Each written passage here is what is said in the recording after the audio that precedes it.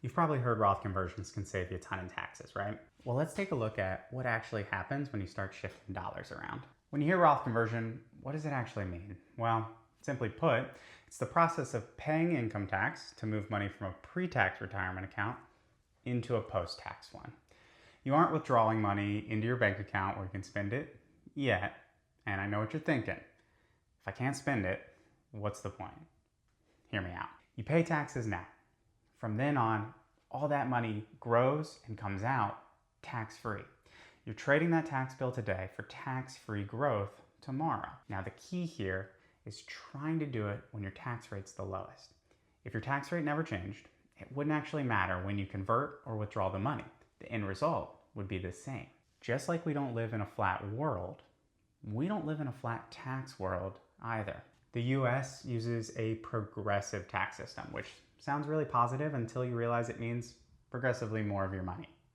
Our tax system, it's like a staircase. Each step represents a higher tax rate. Notice where the biggest increases are. The distance to the next step, it's not always the same.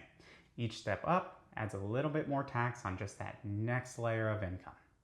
So as you climb those brackets, just remember, higher, it's not always better, especially if you don't like heights or taxes. So when should you stop climbing that staircase? Well, sometimes the smartest tax move, it's not about paying less tax in this year, it's about paying less tax over the course of your life. Now, one easy way to do this is by leveling out your income between years. Think of it like this. The IRS, they're going to give you a new staircase each year. Those lower brackets are reset. But if you skip a year of claiming the lower brackets, you can't go back. They're gone forever. That's where Roth conversions can shine. They're going to let you intentionally move income from that high tax year into the low tax one. And that's on your terms. You get to fill up those lower brackets before they disappear forever. Now here's the key.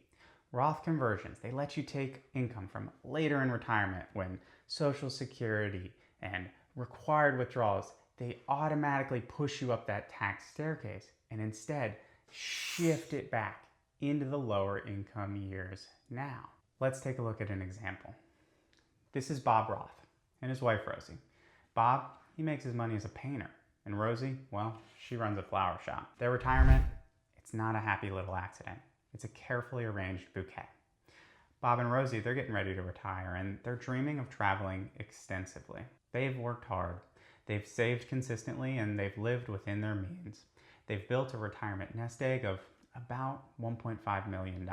Now, even though they still have a mortgage and a loan on their car, they are confident that they'll have enough to enjoy the retirement that they want. And that's good. They should feel confident. They're in a great spot. Still, they know there's room to optimize, and they want to make the most of what they've built. So here's what a Roth conversion strategy can do for Bob and Rosie. We'll start their conversions when Bob retires, and we'll stop when he's required to take money out of his IRA at 75.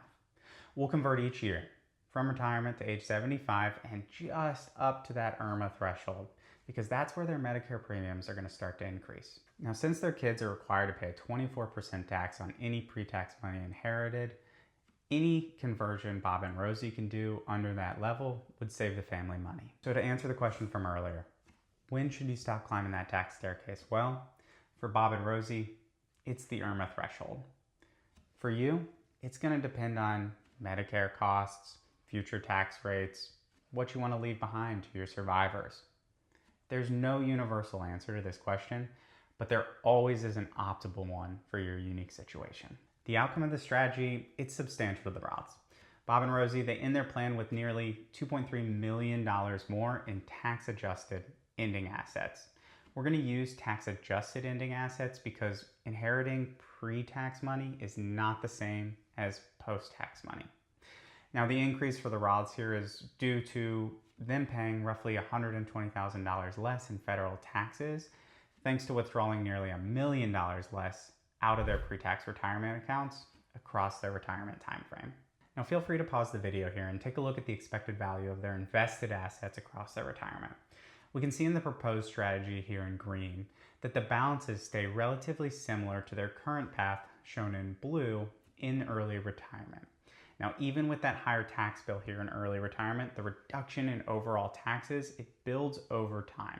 And if we switch views here and take a look at the composition of their ending portfolio, we can see that 100% of what they're expected to pass to their kids with the tax strategy is tax-free, rather than their current path of roughly 20%. Now, that doesn't mean that Bob and Rosie have to pass on this money to their children. They can use it however they want. The point here is that by understanding their options, they remain in control. They can make decisions that truly align with their values and how they want to share or enjoy their wealth. So as you can see, a Roth conversion, it's not a one-time trick. It's going to be an ongoing strategy that, when done thoughtfully, can make a huge difference over the course of your retirement. It's about taking control of not just when, but how much tax you pay. The right approach? Well, it depends on tax brackets, Medicare premiums, and what you want to leave behind to survivors.